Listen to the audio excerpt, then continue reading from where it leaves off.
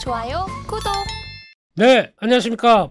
오늘 2023년도의 7월달 이제 초를 끝내고 시장은 조정을 받지만, 그래도 뭔가 꿀럭꿀럭하는 이런 변화 속에서 이 경제사부는 과연 무엇을 봐야 될지 고민하게 되면 이분이 나오셔야 됩니다. 이분이 나오셔서 속 시원하게 하반기에 대한 시장 얘기를 딱 얘기를 해주셔야 되는 우리 여의도의 리차드 기어 전진기요. 네. 우리 이경민 팀장님 나오셨습니다. 어서 오십시오. 네, 안녕하십니까. 네, 안녕하십니까. 네, 안녕하십니까. 네, 먼 곳까지 찾아와 주셔서 멀진 않습니다. 네, 그냥 멘트고요. 네.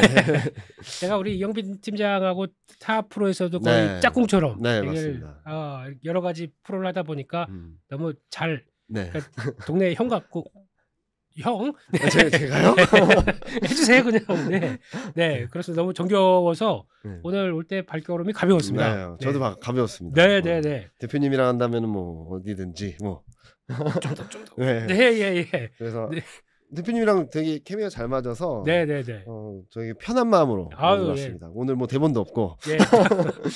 그런 방송 아니에요? 예, 그런 방송입니다. 예. 그래서 편하게 시장 얘기 하반기 이제 어떻게 전략 짜야 될까? 네. 왜냐면 우리 또 이경민 팀장님이 거의 우등생으로 알려져 있지 않습니까? 아닙니다. 네, 자료도 이만큼. 아까 잠깐 보니까 75페이지에 네, 달하는. 네. 네, 그래서 하반기에 대해서 탈탈 풀어주실 걸로 믿고요. 네. 네, 보니까 요즘 시장이 조금 좀 재미가 없었어요. 네, 맞습니다. 네, 며칠 동안 좀 많이 힘들었죠. 네. 6월 한 달 동안은 뭐 좀 지지부진하다가 네. 7월 되면서부터 와장창 무너지는 듯한 그림을 보여주고 있었는데 그렇죠. 저는 2,500원 깨지 않을 거다라는 말씀을 드렸었거든요. 이것도 중요한 얘기. 예. 그래서 7월 전망 밴드가 2,500에서 2,700이었어요. 예. 월 초에는 좀 밀리거나 흔들릴 수 있다라고 생각을 했었는데 그렇게 봤던 가장 큰 이유는 네. 미국이 너무 과하게 움직였다라는 생각을 했죠. 네네. 그러니까 뭐 표면적인 이유는 금리 인상 2번 한다 아니다 뭐 걱정 때문에 그렇다고 하는데 네. 지금 여러 가지 기술적 지표들을 보면은 지금 피어인 그리드 인덱스는 지금 거의 정점권에 와 있고요. 그렇죠. 예. 네, 그리고 개인투자협회에서 발표하는 지표들 또한 고점권. 네. 그리고 뭐 리스크 인덱스는 저점권. 그렇죠. 변동성은 저점. 네. 그러니까 되게 중요한 변곡점에 와 있던 상황에서 채권 금리가 좀 트리거 역할을 했던 것이 아닌가라는 그렇죠. 생각을 하거든요. 네. 이년물이 이제 5%대 넘어갔죠. 네. 네. 그래서 지금 뭐 자료를 14페이지를 한번 보여주시면 14페이지요. 간단하게 네. 말씀드릴게요. 아까 말씀드렸던 지표들인데 위에 그림이 미국 개인투자협회에서 발표하는 강세 전망, 약세 전망 스프레드인데 이게 21년 하반기 이후 최고치까지 올라왔고요. 네, 그렇죠. 그리고 밑에 그림 보시면 여러분들도 인터넷 사이트 들어가시면 다 보실 수 있어요. CNN 머니 들어가시면 매일매일 업데이트를 보실 수 있는데 네. 이게 Fear and Greed Index라 해서 얼마나 심리가 과열됐나를 보는 그림인데 그렇습니다. 이게 익스트림 그리드, 네. 극단적인 탐욕 구간. 뭐 올해 2월 고점까지 올라와서 네. 미국 증시는 좀 쉽지 않겠다라는 생각을 했었던 거죠. 네. 그리고 또 하나는 솔직히 미국 나스닥만 그러지 않나요? 그죠. 네. 나스닥은 너무 뜨거웠고 네. S&P 500도 좀 뜨뜻미지근했지만 네. 지금 전반적으로 심리적으로는 좀 과열이다. 그러니까 네. 5월, 6월 쉬지 않고 올라온 데 따른 네. 좀 부담이 컸다라고 생각을 하고 있고요. 그렇죠. 또 15페이지 보시면은 네. 지금 이게 뭐냐면 리스크 인덱스인데 음.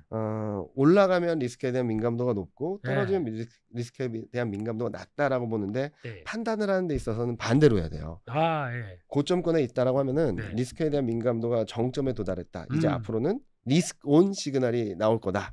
예. 바닥권에 있으면 리스크 온 시그널이 정점이다. 네. 리스크 오프 시그널에 대비하자. 네. 이런 시그널인데 단기 지표는 이미 반등을 하기 시작했고 네. 중기 지표도 좀 바닥권에 있어서 네. 좀 리스크에 대한 민감도가 좀 높아질 수 있다라고 볼 수 있겠고 그러니까 약간 리스크에 대한 노출도가 네. 조금 더 있을 수 있다. 맞습니다. 맞습니다. 네. 그리고 그다음 16페이지는 빅스인데요. 요거 완전히 바닥권이에요. 네. 여기 불안해요. 2020년 1월 이후 최저치입니다. 그렇구나. 네. 근데 이게 최근 들어서 흐름들을 보면은 최근 뭐 증시가 좀 조정받으면서 반등을 하기도 했지만 네. 증시가 미국 증시가 반등을 하고 있었는데 더 안 빠졌어요. 13% 수준에서. 그렇습니다. 보통 그럴 때는 다이버전스라 그래서 예. 지수와는 좀 다른 방향을 보일 때는 보통 변동성 지표나 기술적 지표 방향성대로 가는데 네. 이게 바닥을 다지다가 퉁 튀기 시작했는데 저는 이게 한번 20% 정도까지는 올라갈 수 있다고 보고 있어서 20%면 한 이 정도쯤 네. 되겠네요. 예. 미국 증시는 좀 쉬어가는 그림 좀 열어놔야 되지 않을까라는 네. 말씀을 드리고 있죠. 네.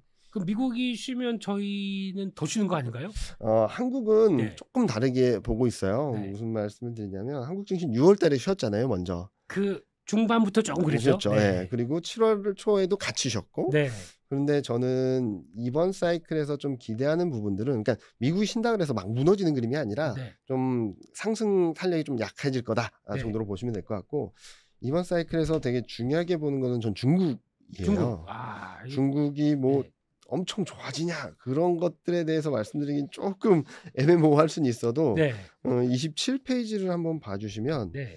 솔직히 제가 세미나 다니면서도 동의하는 분도 있고 동의하지 않는 분도 계세요. 네, 네. 예. 근데 저는 중국 경기가 그렇게 나쁜가? 네. 라는 생각을 하는 거죠. 네. 지금 위에 그림이 뭐냐면 제조업 PMI, 서비스업 PMI인데 네. 대부분 50 근처에 있습니다. 서비스업은 그렇습니다. 좀 높긴 하고. 예. 자, 그러면은 확장과 수축의 기로에 놓여 있는데 중국 경기가 그렇게 나쁜가라는 생각을 하는 거죠. 네. 자, 그러면 왜 많은 투자자분들이 다닐 때마다 중국 경기가 불안해요, 중국 경기 어떻게 해요? 라고 하시는 이유는 뭘까라고 하면 밑에 그림을 보시면 될 것 같아요. 요 밑에요. 예. 이게 경제지표 서프라이즈 인덱스라 그래서 경제지표가 예상보다 얼마나 잘 나오냐 못 나오냐 이 그림인데, 올라갈 때는 예상보다 잘 나온다는 의미고 그렇죠. 떨어질 때는 예상보다 못했다는 의미인데, 네. 자, 이것도 판단하는 데 있어서 고점권에 가까워지면은 경제지표가 잘 나왔다는 의미도 되지만, 한편으로는 잘 나온 만큼 경기를 바라보는 기대하는 눈높이가 너무 높아졌다라는 의미도 돼요. 그렇군요. 그래서 이게 155%까지 올라갔는데, 야. 이게 어느 정도 수준이냐면 저기 네. 보시는 2006년 차이나 붐이 있었을 때 정도의 경기회복 기대감이었어요. 그 정도까지 잘 나올 거라고 생각하는데 네. 안 나오다 보니까. 그러니까 너무 그러니까. 눈높이가 높으니까 아무리 재밌는 영화도 기대가 이만큼이면 재미 별로 없잖아요. 실제로 그래도 보면. 재밌어요. 그래서 네. 그 다음부터 나온 지표들이 계속 쇼크가 나왔던 거죠. 경제 지표 나오면은 그냥 쇼크였는데, 네. 그러다 보니까 155%였던 게 지금 마이너스 80까지 내려왔습니다. 이제 완전히 저점권. 예. 될 대로 되라 이런 네. 분위기죠. 예. 근데 네. 거꾸로 말씀드리면 이만큼 내려왔으면 네. 앞으로 경제 지표들은 더 이상 쇼크는 없다라는 얘기를 할 수 있겠죠. 실제로 통계국 PMI는 예상에 부합했고 차이신 제조 PMI는 예상보다 잘 나왔어요. 그렇습니다. 그러니까 그동안의 흐름들은 나오는 족족 쇼크였거든요. 그렇죠. 근데 이번에는 더 나쁘지 않아지네? 이런 생각을 하는 정도가 되겠죠. 네. 그렇게 되면 28페이지를 한번 보여주시면, 네. 제가 아까 중국 경기가 그렇게 나쁜가? 라는 생각을 했던 게 요 위에 그림 때문이에요. GDP 성장률만 본다 하더라도 작년 4분기는 2.9, 1분기 4.5, 2분기는 작년 2분기에 워낙 안 좋았으니까 기저효과가 있고, 네. 3분기 5, 4분기 5.4예요. 네네. 어찌됐든 간에 경기 모멘텀은 완만하게 회복된다라는 거죠. 네. 근데 시장에서는 경기가 나빠 하면서 중국 증시는 지금 바닥권에 그냥 맞습니다. 머물러 있잖아요. 네. 그래서 경제 지표들이 더 나빠지지 않으면서 이제는 바닥을 잡았나 생각을 하게 되면, 경기 회복이라는 방향성에 대한 투자를 하면서 워낙 너무나도 약했던 위안화가 좀 진정되고, 네. 그 과정에서 원달러 환율도 진정되면 최근 과열해서 물량 소화 과정을 야기하고 있는 외국인 수급도 네. 조금 개선되면서 시장은 좀 안정을 찾아가고 위쪽으로 좀 바라볼 수 있는 힘이 생기지 않을까라는 말씀을 드리고 있습니다. 네. 근데 요즘 보면은 중국에 대한 기대감이 너무 없다 보니까 맞아요. 저희가 매매를 한다고 하더라도 다 섹터나 흐름들이 미국 향만 바라보고 맞습니다. 있습니다. 네. 그거는 꼭 말씀드리고 싶은 건데, 네. 많은 분들이 중국이 괜찮아져요라고 말씀드리면 또 중국 소비주 네. 이런 거 원자재 관련주 말씀하시는데, 네. 저는 그쪽은 좀 뭐 반등할 수 있다 하더라도 네. 좀 매매하기는 좀 어렵다. 오히려 섹터는 미국을 좀 바라보는 게 맞고 여전히 네. 여기서 중국에서 기대할 수 있는 것은 환율 변화. 환율 변화. 네. 그러니까 위안화가 잘 좀 보자. 진정되고, 네. 원달러 환율도 다시 1,300원 밑으로 내려가고, 네. 그러면서 외국인 수급은 다시금 올라오는 그림이 나오게 되면, 네. 저는 계속적으로 시장은 아마 7, 8월 달까지 2,800 돌파 시도 가능하다 정도의 뷰를 계속적으로 말씀드리고 있습니다. 2달 안에. 네. 그러니까 지금부터 한 300포인트 올라간다. 네. 근데 솔직히 저건 말씀드리면 네. 제가 똑같은 말씀을 드리는데, 네. 근데 2,650은 단기적으로 저항이다라고 말씀드리면서 좀 쉬면은 사자라고 말씀드렸는데, 예. 그 얘기하셨습니다. 2,650에서 많은 분들이 2,800? 야, 얼마 남지도 않은데 뭐 그거 가지고 사자 그러니? 라고 했는데, 네. 지금쯤이면은 말씀하신 대로 네. 살만만 한데? 라는 게임을 할 수 있는 구간으로 들어온 것 그렇죠. 같아요. 이제 지수가 한 10% 네. 단위로 넘어가다 보니까. 네. 예. 상승률이 10% 있는 거고, 업종이나 종목 선택을 잘하게 되면 10% 20% 날 수도 있는 구간이라서 저는 오호, 예. 지금은 충분히 한 여름휴가에 대비해서 여름휴가비를 좀 마련해 볼 수 있는 기회가 왔다라고 보고 있습니다. 휴가를 가면 안 되죠. 매매해야죠. 매매하고 나중에 추울 때 따뜻한 나라 가면 되지 않을까요? 그때도 매매해야 돼요. 그러니까 올해는 매매 붙어봐도 된다. 네네, 이런 느낌이신 거죠? 말씀드리고 있습니다. 그렇습니다. 그래서 그러면 만약에 중국 쪽이 그래도 그게 크게 기대감은 없지만 만약에 이쪽이 변화하게 된다고 하게 되면 예전처럼 뭐 어떤 중국에 바라보면서 움직였던 뭐 산업재 이런 종목들 뭐 철강, 화학, 뭐 이런 뭐 건설기계 이런 쪽도 여기서도 그걸 바탕으로 움직일까요? 반등은 할 수 있어도 시장을 끌고 가는 힘들은 좀 약하다라고 생각하고 있어서 그러니까 대표적인 케이스가 언제였냐면 5월 초부터 6월 중순까지 그때가 경기 부양 정책 들어온다 막 이러면서 그렇습니다. 위안화가 좀 살짝 슬로해지면서 위안화가 좀 슬로해지니까 원달러율은 완전히 내려왔거든요. 맞습니다. 예. 그러면서 외국인이 4조를 샀어요. 맞습니다. 예. 그때 뭘 샀냐? 반도체, 자동차, IT 가전, 기계 사둔 거 계속 샀거든요. 무슨 말씀을 드리냐면 지금 아까도 환율에 좀 포인트를 맞추자 말씀드렸던 이유들이 그런 것들이 계속적으로 외국인이 들어오고 있고 그때 조금 변한 게 조선, 운송 이런 업종들이 왔는데 또 얘네들은 또 실적 전망이 좀 올라오는 애들이에요. 그렇죠. 그러니까 철저히 실적 쪽에 좀 포커스를 맞추자. 지금 수출 데이터를 본다 하더라도 화학이나 에너지는 좀 많이 안 좋거든요. 그렇죠.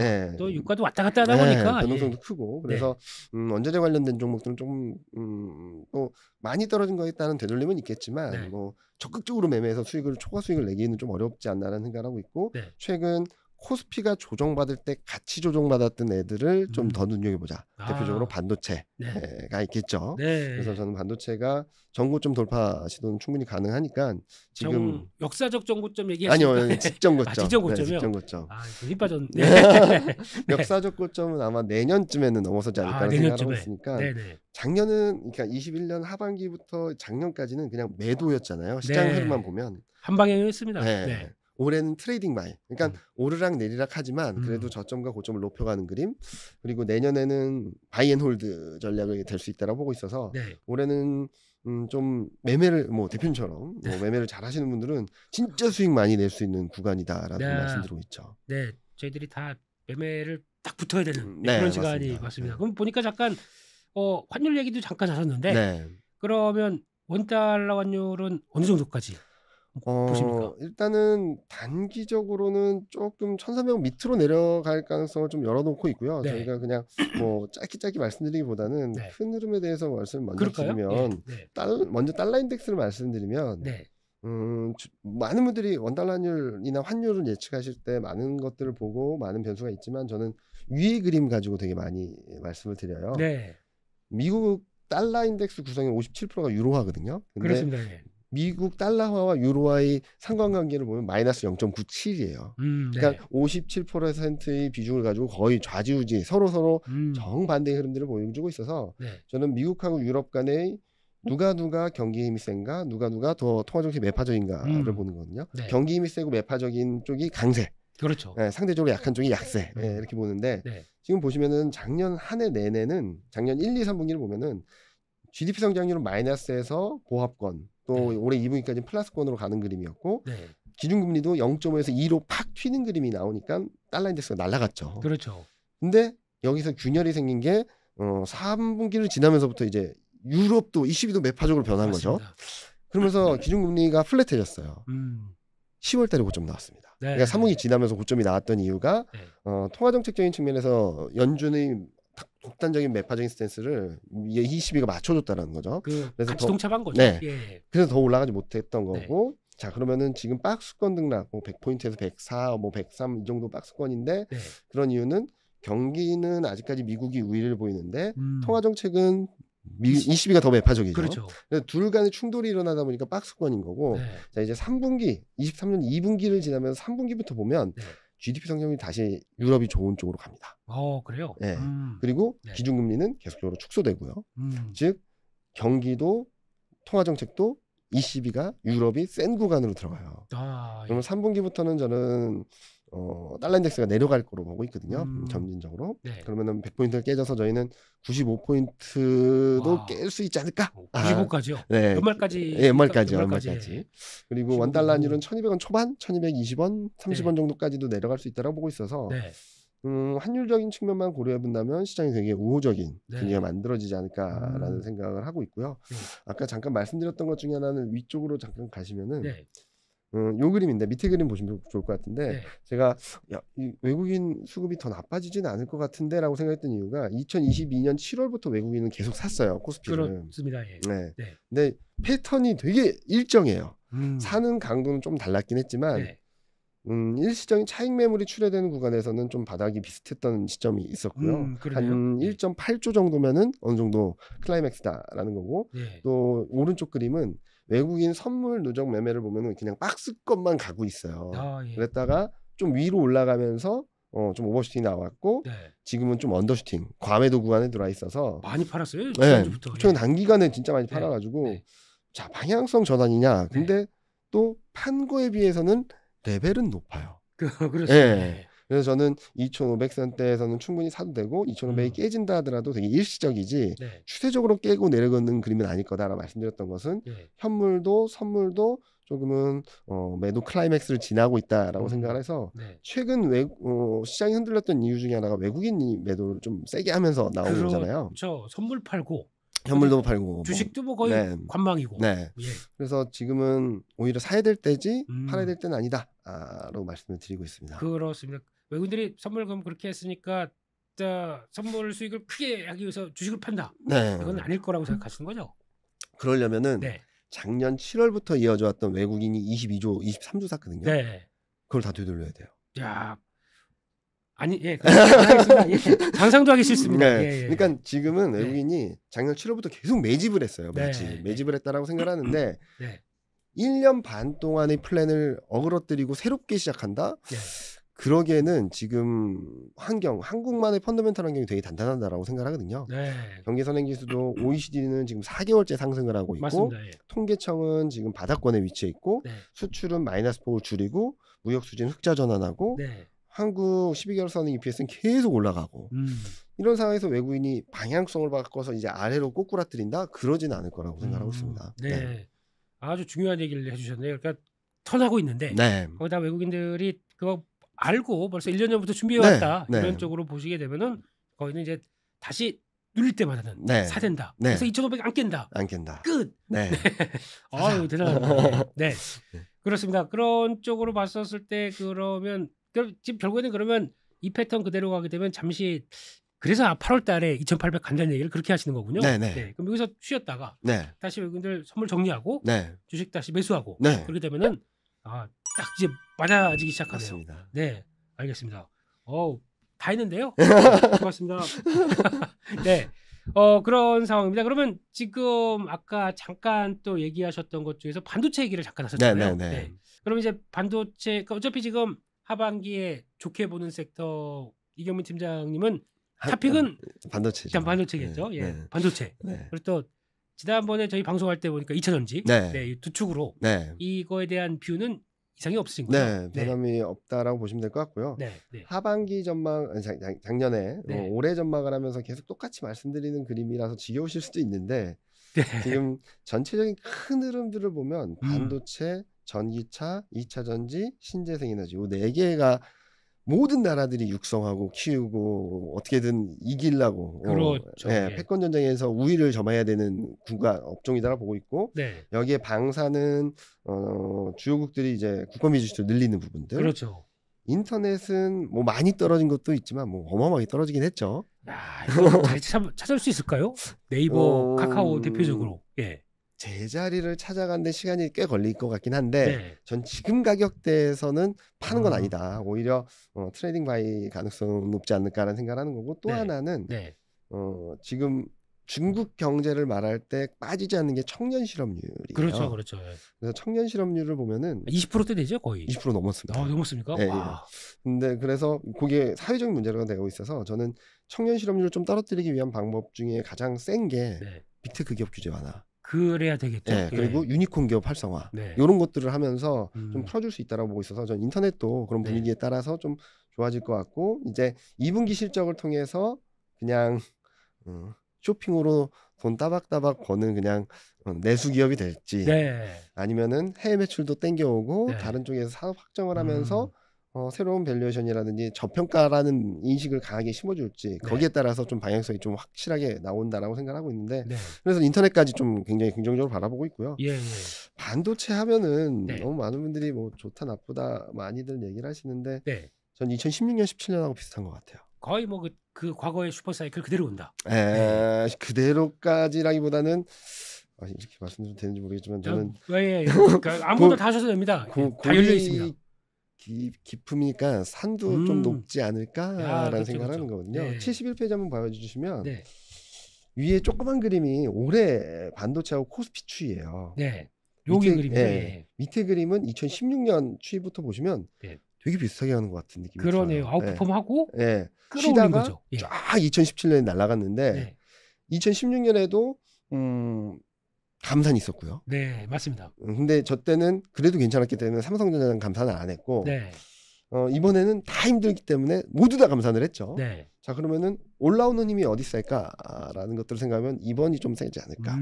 네. 고리 깊으니까 이렇게 튀어오르는 힘도 세지 않을까. 네. 스프링이 굉장히 세게 눌렸기 때문에 네. 그냥 자연스럽게 놓는 것만으로도 튀는 그림이 있을 거다라는 말씀을 드리고 있고 그래서 네.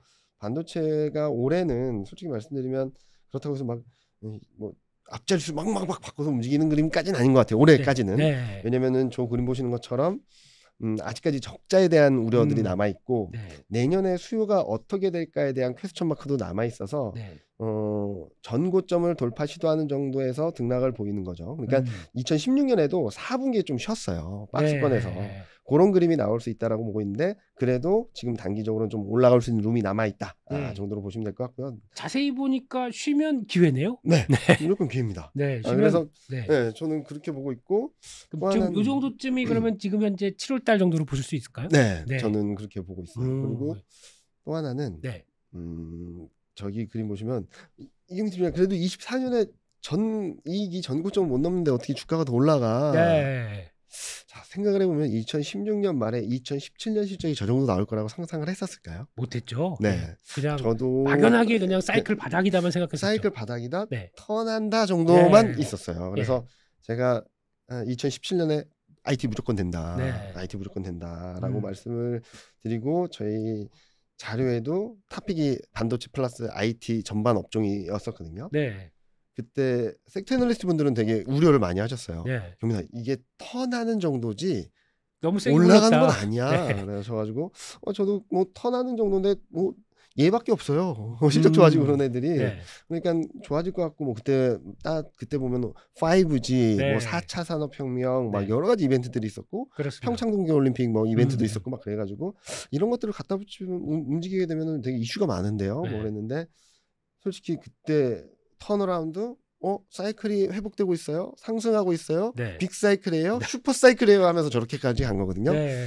그래서 지금 바라보는 반도체 업황이나 실적에 대한 눈높이랑 내년에 바라보는 반도체 업황이나 실적에 대한 눈높이는 네. 좀 달라질 수 있다. 그렇군요. 라고 말씀드리고 있죠. 그러니까 자세히 보게 되면 한 이때가 16년 때가 상대 강도로 보게 되면 75. 네. 그러면 제일 높았을 때가 한 200까지 가게 되면 네. 지난번 저점 대비 3배. 진폭이 더 크다 보면 네. 더한 4배 5. 그러면 한 계산해 봤을 때 그렇게 생각도 드네요. 네. 네. 그래서 네. 저 때는 그러니까 연간으로 따져보면 16년, 17년 2년 동안 반도체 지수 자체가 100%가 올랐어요. 그렇죠. 예. 네. 네. 지수 코스피는 26%밖에 안 올랐는데. 네. 그럼 이번에도 코스피 별로 안 오르고 반도체만 올라가는 거냐? 근데 저 때랑 다른 거는 네. 반도체 2차 전지 두 개의 힘이 되게 세졌고요. 그렇죠. 하나가 더 있죠 지금은. 네. 두 축이. 두 축이 네. 됐다라는 거고요. 네. 거기다가 자동차도 좀 붙어줄 수도 있고. 그렇죠. 그런 것들을 염두에 두고 본다면 저 때보다는 좀 가볍게 움직일 수 있지 않을까라는 생각을 하고 있어서 네. 전 내년 지수 레벨을 저 때보다 좀 높게 움직일 수 있다라는 말씀 많이 드리고 있습니다. 그러면은 내년 단의 지수는 거의 정고점 때 3천 저는 훨씬 넘는다라고 생각하고 있습니다. 훨씬 넘는다. 네. 예, 2024년은 그래서 휴가 가지 말라고 하신 거구나. 네. 그러니까 7, 8월 달에는 매매하시면서 수익 내시고 네. 이제 9월, 10월, 11월 달에는 좀 잘 모아 놓으시면 네. 내년엔 좀 큰 수익이 나오지 않을까라는 생각을 하고 그게 있죠. 반도체고. 반도체, 뭐 2차 전지. 2차전지, 셀, 네, 뭐 네. 이런 자동차도 네. 좀 그런 업종들이라서 네. 그러니까 저는 주도주는 안 바뀐다라고 생각을 하고 있어요. 네, 네, 네. 시장을 보는 입장에서는 뭐 대표님 같은 경우는 그 안에서 밸류체인이나 이런 것들 통해서 중소형주 네. 매매 되게 열심히 하시는데 네. 시장을 바라보는 전략하는 입장에서는 네. 주도주 안 바뀐다. 그러니까 올해 저는 이런 말씀 많이 드리는 게 네. 저 밑에 있는 것들을 보는 거는 짧게 보는 거고 그렇죠. 길게 보려면 지금 위쪽에 있는 애들 중에 얼마나 좀 더 싸게 잡을까의 싸움이지 네. 저 밑에 있는 애들이 다시 1등을 하기에는 거의 불가능에 가깝다라는 네. 말씀 많이 드리고 있습니다. 그렇습니다. 그러니까 어차피 이런 때도 보면은 이제 내년까지 장이 될 것 같아. 네. 그러면은 좀 묵직한 거 돈을 많이 실을 수 있는 게 중요하지 않습니까? 맞습니다. 중소형 쪽은 매매한다고 하더라도 그냥 저희가 말씀하셨던 트레이딩 바이 정도고 네. 큰 거 한번 해서 지금 75에서 3배 뭐 이런 식으로 네. 그렇게 갈 수 있을 만한 걸 본다라고 하게 되면 역시나 이 싸움이 맞겠네요. 네. 네. 그래서 저는 뭐 일정 비중은 그렇게 모아 가시고 네. 일정 비중은 대표님과 같이 뭐 네. 플러스 알파 수익 내는 것들 해보신다면 네. 뭐 이번 장에서 크게 수익이 나지 않을까 생각하죠. 혹시 반도체 쪽에서 그건 어떻게 보십니까? 지금 이제 AI 혁명, 네. AI가 이제 끌어오르는 여러 가지 변화. 네. 그래서 요즘 보니까 미국에서도 엔비디아 계속 골드만삭스도 네. 상향시키더라고요. 네, 네. 의견 상향시키고 이제 $500대까지 들어옵니다. 네, 네, 네. 그런 쪽으로 나오면서 어차피 엔비디아 칩이 크려면은 당연히 메모리가 따라가야 되다 맞습니다. 보니까 네. HBM3 다음에 또 나온다면서요. 네, HBM4도 나오고 네, 네. 이런 그러면 아까 진폭이 크다고 하셨는데 네. 이 HBM 관련된 AI 쪽에 들어가는 고단층 메모리 반도체도 네. 이게 아마 반도체의 어떤 수익단이나 이 여러 가지를 더 끌어올리는 역할을 하지 않을까요? 그렇죠. 그러니까 지금 말씀드리고 싶은 거는 네. 대표님께서 이렇게 말씀을 해주시는데 네. 어떻게 보면 수요에 대해서 얘기하는 사람 별로 없어요. 아, 그렇죠. 예. 네, 아직까지는. 네. 그러니까 지금 여기 녹아 있는 실적 흐름들은 공급이 줄어서 수요와 공급의 격차로 인해서 자연스럽게 턴어라운드하는 정도지. 네. 여기에 대표님께서 말씀해주신 수요가 진짜로 붙어준다라고 하면은 이 이익 레벨이나 업황의 레벨은 완전히 달라지는 그림이 될 수 있겠죠. 그렇죠. 예. 그래서 보통은 이렇게 턴어라운드 한다 기대했을 때는 주가가 이렇게 움직인다고 보면 네. 이 턴어라운드 각도가 좀 세지게 되면 그렇죠. 시장은 이렇게 날아가 버릴 수도 있거든요. 그렇죠. 네, 예. 저는 그런 가능성은 충분히 열어놓고 있고 그런데 제가 섹터 애널리스트가 아니다 보니까 아이 뭐 그 음. 이상의 능력을 갖고 있다는 건 다 잘 알고 그래서 있습니다. 저도 예. 대표님 말씀에 적극 공감을 하는데 네. 아직 저희 하우스나 제도권에서는 그런 부분들을 실적에 반영하지 않다 보니까 네. 거꾸로 말씀드리면 실적이 상향 조정될 여지가 굉장히 많다라고 그렇죠. 말씀드릴 수 있을 것 같아요. 네. 네, 지금은 하향 조정보다는 뭐 상향 조정될 여지가 더 커졌다라고 네. 생각할 수 있습니다. 혹시 만약에 저희가 이제 다 좋은 얘기만 하다 보니까 네, 네. 그러면 만약에 2016년도, 17년도 같은 그림이 안 갈 가능성이나 아니면 뭔가 생각보다 좀 이거 왠지 이렇게 좀 주가가 잘 안 가지?라고 하는 어떤 업황과 관련된 이런 생각을 해볼 만한 요인들이 없을까요? 업황 관련해서는 네. 일단은 미중 갈등의 아무래도 불똥이 튀는 거겠죠. 네. 그러니까 지금 보면은 중국이 그 마이크론을 제재한다라고 했는데 네. 실질적인 제재는 없는 걸로 알고 있거든요. 제가 알기로는. 그렇죠. 예, 예. 그냥 선전포고 형식이었다고 네. 보는데 진짜로 실질적인 제재가 들어오고 광물을 제재하고 네. 거기에 반대로 미국이 제재를 하고 그 여파가 한국까지 온다라고 하면은 좀 문제는 발생을 하겠죠. 네. 근데 솔직히 말씀드려서 저는 최근 뭐 옐런 재무장관도 방문을 했었고 그렇죠. 그전에는 국무장관도 방문을 했었던 것들을 보면은 네. 지금 어느 정도 선이 그어지는 것 같아요. 그러니까 우리 말싸움은 하더라도 치고받고 하지 말자 이런 거 아닐까? 악수는 하면서 밑으로. 네, 네. 예. 그러니까 내년에는 미국 대선이 있습니다. 그렇죠.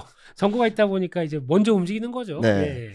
대선이 있는데 네. 자, 쉽게 말씀드리면 여기서 중국이 광물을 제재하고 그리고 미국으로의 수출하는 것들에 대한 부분들을 좀 제재를 하게 되면은 네. 물가는 안 빠질 거예요. 그렇죠. 예. 네. 네. 가장 큰 문제입니다. 네. 그러면은 금리 인상 더 해야 될 수도 있겠죠. 그렇죠. 경기는 좋아지진 않겠죠.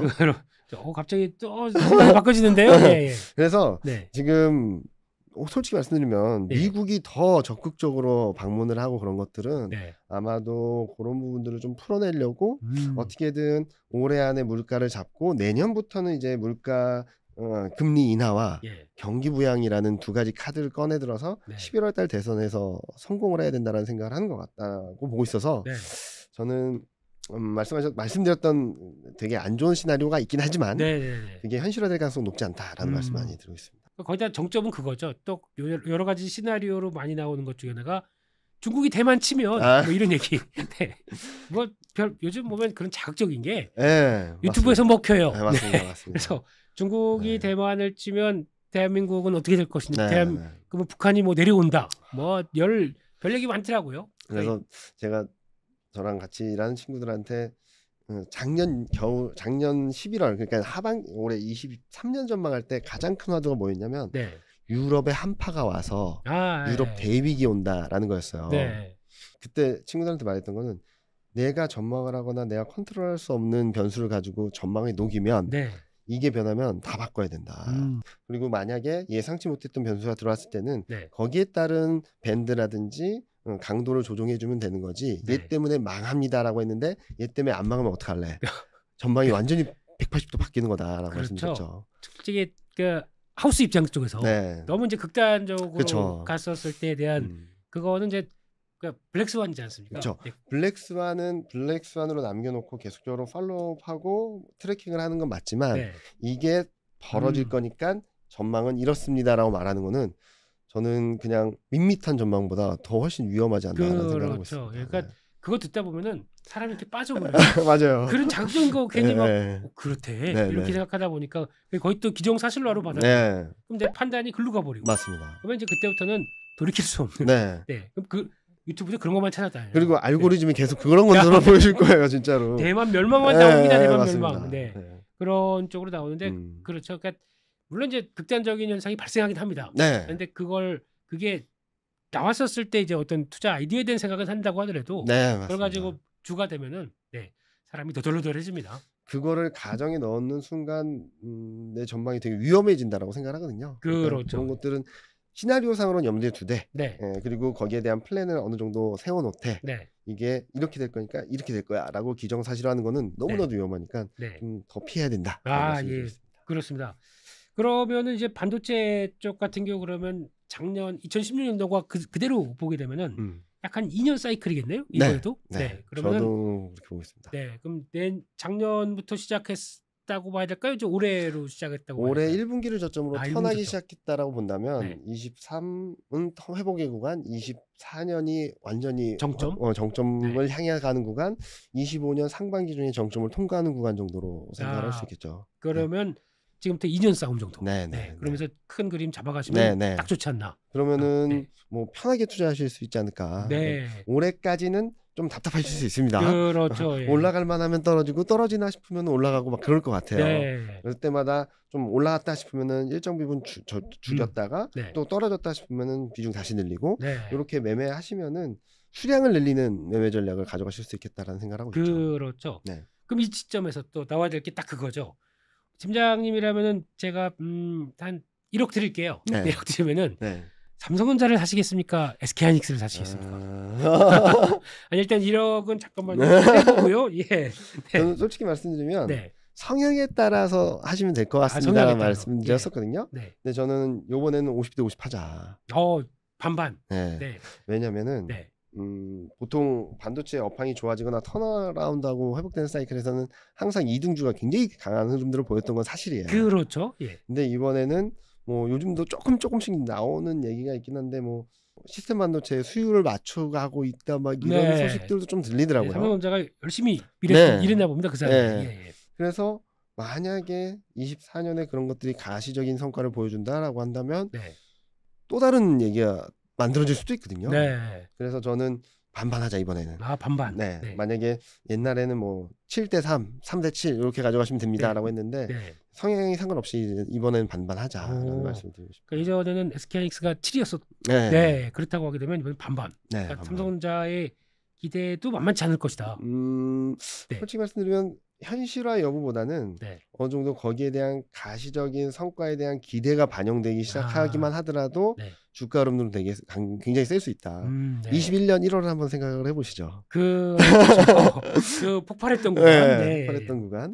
뭐 그런 것들을 한번 기대해 볼 수도 있으니까 네. 좀 관심 있게 바라보자는 말씀드리겠습니다. 알겠습니다. 그 삼성전자가 더 이상 이제 그런 쪽은 기대를 버려야 되겠죠. 반도체 빼고 뭐 나머지 모바일 쪽에 나오는 이런 건 뭐 이제 기대는 크지 않고. 모바일은 네. 지금 보면은 회복되긴 하는데 네. 옛날만큼의 폭발적인 성장이 있을까? 왜냐면은 신제품이 나오면 팔렸다가 네. 안 나오면 줄었다가 네. 이 패턴인 것 같아요. 그렇죠.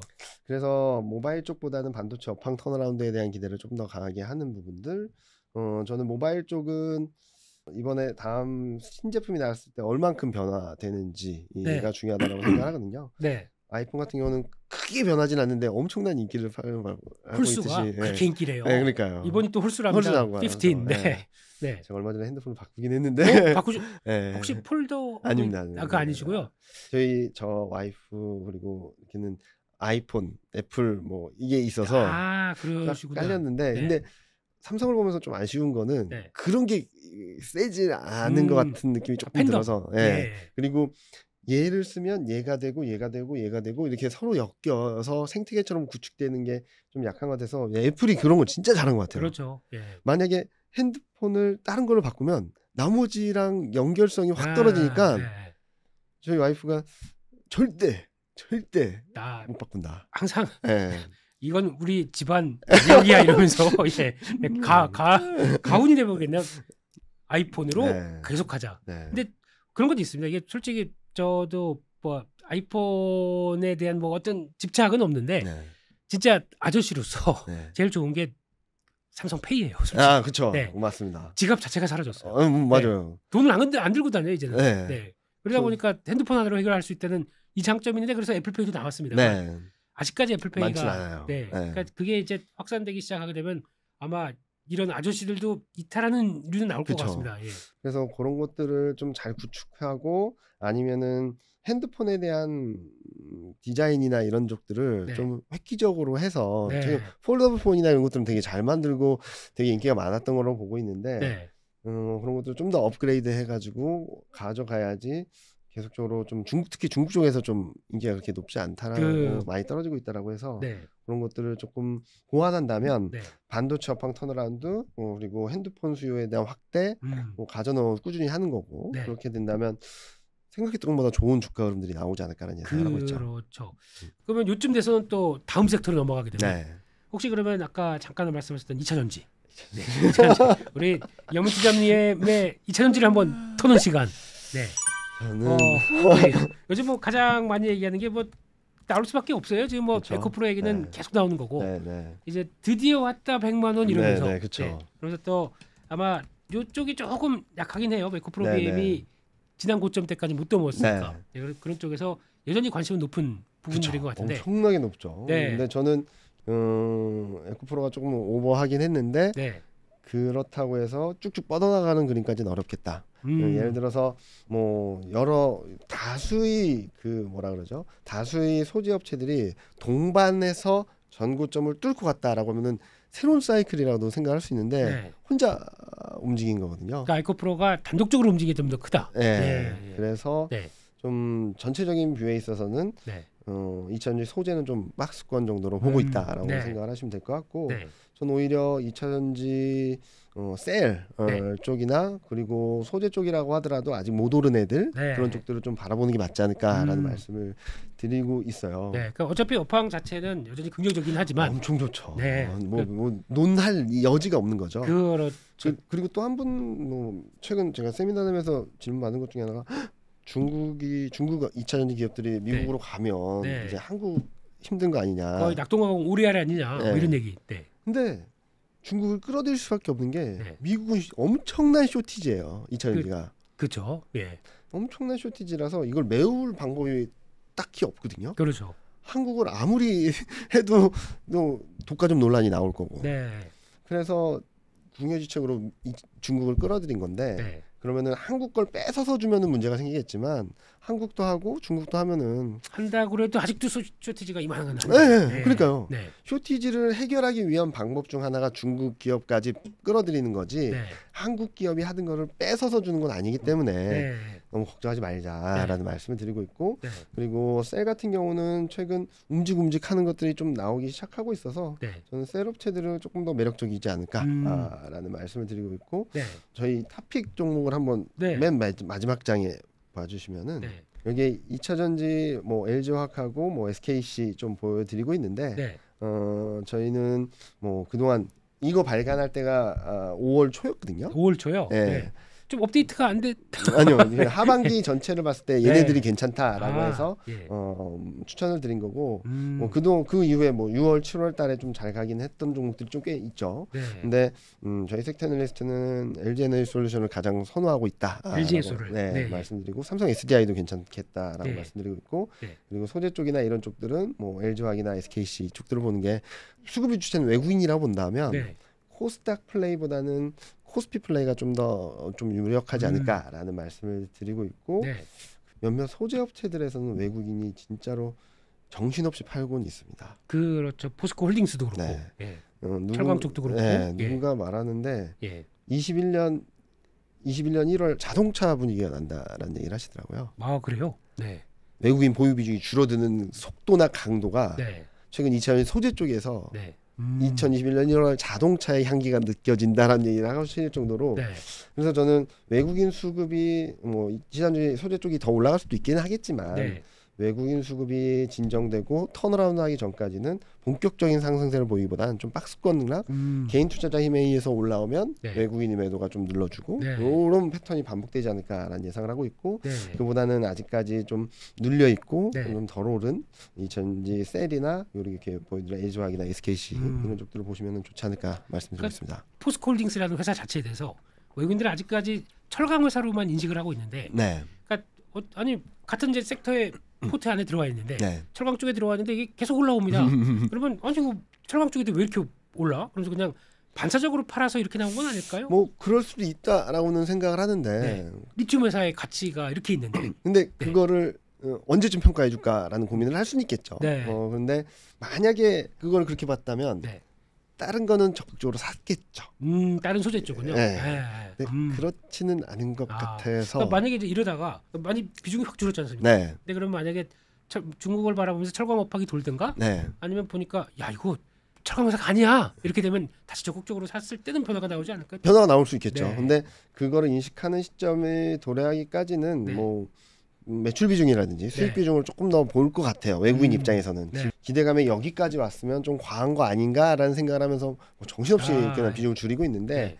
만약에 거기에 대한 인식이 바뀌는 시점이 되면은 네. 보유 비중 줄이는 속도가 줄어들든지 간간히 매수를 한다든지 네. 그런 흐름들이 나올 수 있어서 네. 그런 것들 그러니까 외국인 수급을 조금 더 집중적으로 보시면 좋지 않을까 생각하고 있습니다. 네, 그럼 여기서 보신 그 LG화학 같은 경우도 네. 이걸 2차전지 소재 쪽으로 보시면서 지금 관심이 관심을 예, 가져보자라는 갖는 말씀을 쪽이죠. 드리는 거죠. 네. 그러니까 화학 쪽은 지금 나오는 데이터 보면은 2분기도 거의 뭐 그냥 관심 없어 이런 쪽 같습니다. 네. 화학하고 에너지는 지금 수출도 되게 안 좋고 네. 퓨어 케미칼이랑 에너지는 좀 별로 좀 분위기 좋지 않아요. 그렇죠. 그럼 LG화학도 이제 그런 분위기더라고요. 보니까 NCC 네. 이쪽은 벌써 매각할 준비하더라고요. 네. 거기서 팔아다가 중국에서도 증설하고 네. 중동에서도 증설합니다. 네. 그러니까 이게 우리가 원유를 수출할 게 아니라 원유를 우리가 정제해서 그걸 가지고 수출하게 되면 더 고부가치 아니냐. 네. 그러면 증설이 다 날리다 보니까 그러면 미래가 없다고 봐야 되겠죠. 일반 순수화학 쪽 그렇죠. 같은 좀 경우는. 쉽지 않다라고 생각을 하는 거죠. 그리고 네. 중국 경기 회복되면 원자재가 올라가서 좋은 거 아니냐라고 생각을 했는데 뭐 한국 구조도 다르긴 하지만 네. 저는 중국 경기 회복이 원자재 수요를 끌어당기는 힘이 옛날보다 너무 낮아졌다라고 생각하거든요. 예, 거의 자급자족할 분위기예요 네, 지금. 네. 네. 거기다가 네. 공장은 신흥아시아로 많이 이전을 했고 네. 그리고 신재생 에너지 비중은 10년 새에 10배가 넘게 증가를 했고 그렇죠. 그런 상황에서 옛날과 같은 생각을 하면 안 될 것 같다. 그러니까 대표적인 케이스가 중국 경기 회복됩니다. 그랬더니 명품주들이 예. 달라진 거라는 거죠. 네. 옛날하고 옛날에는 화장품, 뭐 원자재, 뭐 이런 것들이 올라갔을 텐데 지금은 명품주들이 폭등을 한 거죠. 깜짝 놀랐죠. 지난 네. 한 두 달 전까지 LVMH 거의 네. 그냥 수직 그냥 수직 상승했죠. 상승했죠. 네. 그거 보고 와 중국의 힘이래요. 네. 와 대단하더라고요. 그러니까 좀 다르게 봐야 된다. 네. 여담으로 하나만 말씀드리면 네. 코로나 직전, 그러니까 2019년 말 2020년 초에 중국을 방문하셨던 뭐 매니저분들이나 여러분들이 네. 최근 갔다 와서 하신 말씀이 놀랐다. 네. 너무 많이 달라졌다. 그 네. 코로나 기간 전과 동안에, 예. 후가 너무 많이 달라져서 네. 제가 2016년 17년에 미중 분쟁이 시작됐을 때 다들 미국이 이긴다라고 했는데 저는 네. 이게 되게 오래 가든지 아니면 네. 중국이 이길 수도 있지 않을까요? 그랬다가 되게 반발이 많았거든요. 네. 근데 다녀오신 분이 그럴 수도 있을 것 같아. 중국이 선전할 수도 있다 네. 이런 거요. 예. 그러니까 서로 치고받고 싸우다가 그냥 미국한테 눌려서 깨갱되는 게 아니라 네. 비등비등하게 살 길을 찾아가는 네, 거죠. 네. 예. 그럴 수 있을 것 같아. 너무 놀랬어라고 하시더라고요. 그래서 중국을 바라보는 시각이 옛날에 화장품이 날아갈 때 네. 리포트 제목이 드디어 중국인들도 머리를 감기 시작했다가 리포트 제목이었어요, 진짜. 그때랑은 지금 너무 다른 거죠. 예. 네, 화장품을 써도 좋은 거는 명품 화장품을 쓰는 거고. 네. 그렇게 달라졌는데 너무 중국 관련주 하면은 그렇게 카테고리를 짓기보다는 네. 조금 더 열어놓고 조금 더 브랜드 있는 명품 가치가 있는. 그래서 저는 중국 경제 진짜로 회복되는 그림들을 보여주면은 네. IT나 이런 네. 쪽들에 대한 수요가 얼만큼 올라오는지를 좀 봐야 될 것 같다는 말씀 많이 드리고 있습니다. 그렇죠. 그거 같이 이제 소비 심리를 같이 네. 연결시키는 거니까요. 네. 그래서 보다 보니까 또 하나 눈길이 가는 게 국내 쪽에서 신세계가 들어와 있네요. 네. 요즘 시장 분위기 그거 내수 누가 봐 이런 쪽인 것 같은데 네. 신세계는 그래도 관심이 높나 보죠.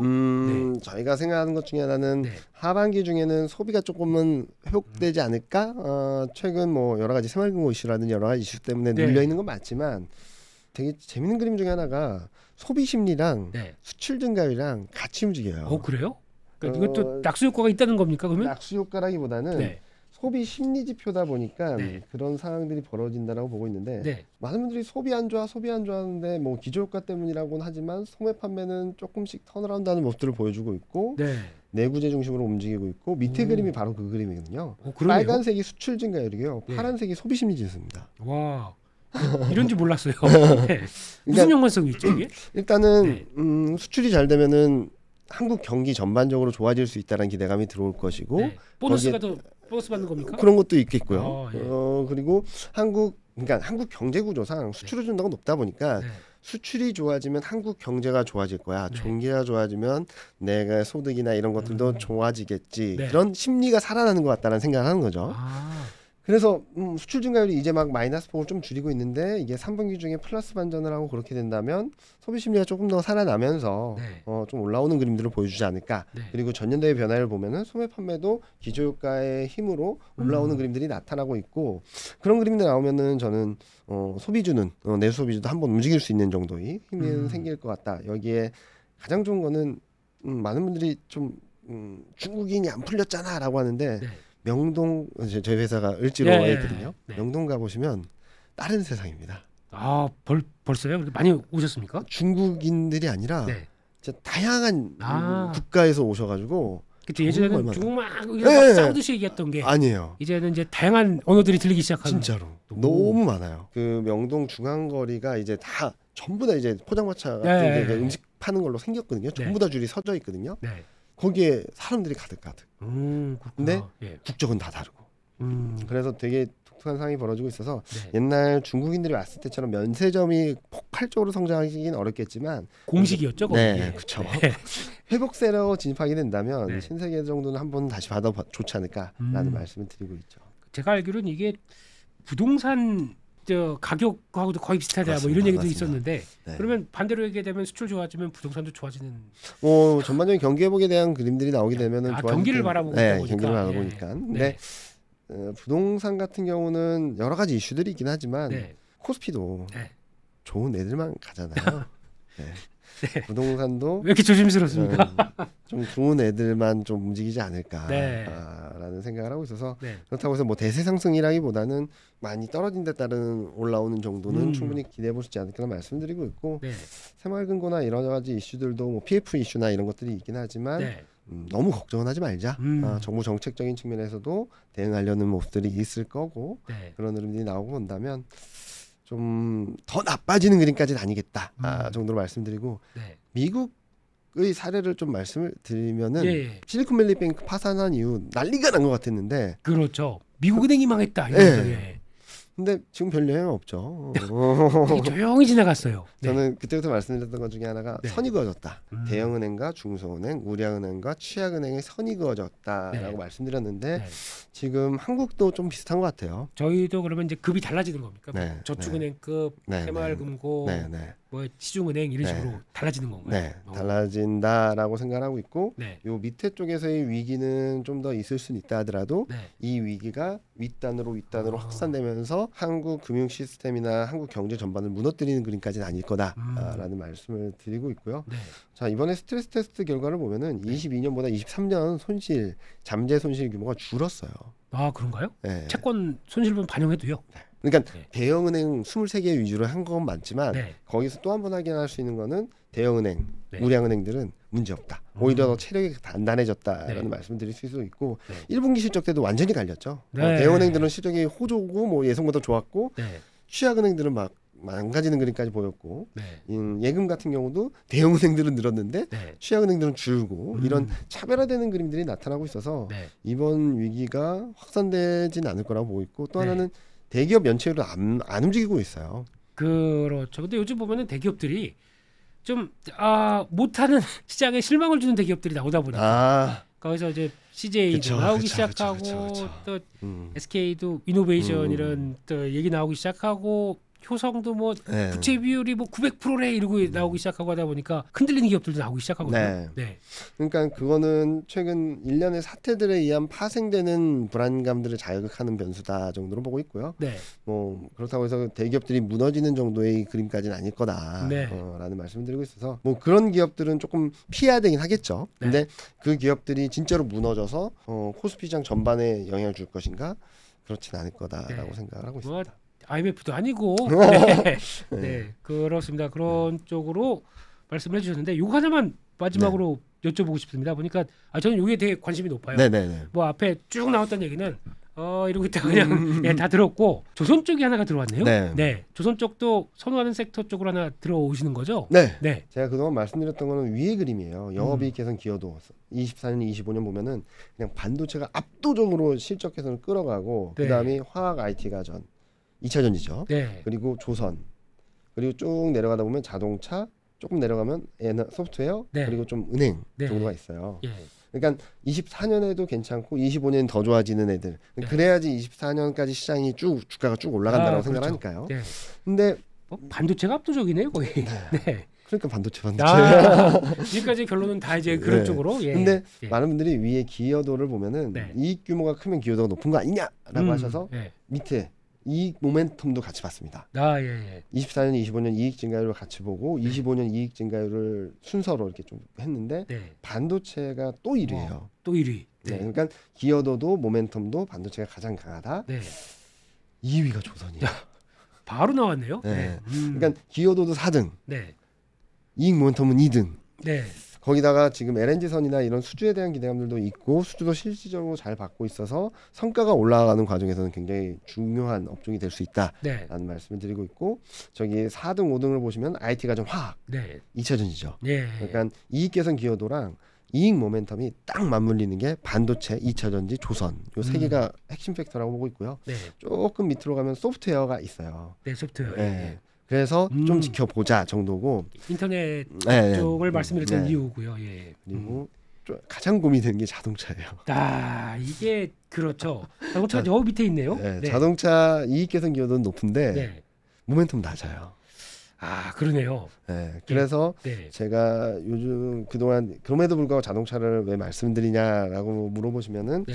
저는 밸류에이션에 대한 재평가 여부가 달려 있다라고 생각하고 있어요. 근데 이게 현대기아 차도 싸지만 BMW도 싸요. 네.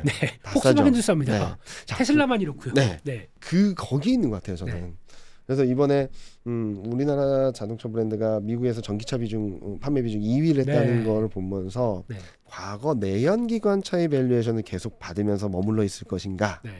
전기차의 비중이 점점 높아지면서 테슬라와 비슷한 밸류에이션을 재평가 받을 수 있을까, 이 정도까지 간다는 게 아니라 지금 밸류에이션을 벗어나서 올라갈 수 있을까를 네. 본다면 네. 좀 올라갈 가능성이 좀 높지 않을까? 지금보다는. 네, 지금보다는. 아. 그러니까 이익 모멘텀으로 해서 쭉쭉 뻗어나가는 그림은 올해 정도가 맥스일 것 같고 네. 다음에는 좀 밸류에이션에 대한 재평가 음. 그럴 가능성들을 좀 열어놓고 있어서 네. 자동차까지 좀 긍정적으로 바라보고 있고요.